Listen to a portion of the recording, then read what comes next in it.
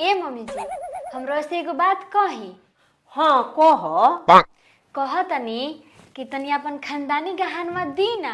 हमरा जाए के बनोई हर अपना भैया के बियाह में पहनती तो सब केहू कहित कि सास के खानदानी गहना पहनले बनी, बड़ी नाम होइत राउर।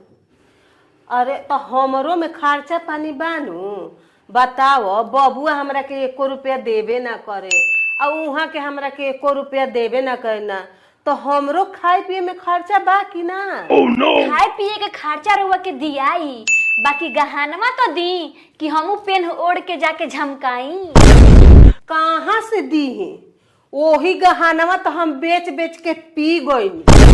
का रुआ सब गहना बेच के दारू पी गईनी? दारू न पियनी तो पानी पी गई। तो सारा गहना बेच के बुढ़िया दारू पी गई। तो दारू पियनी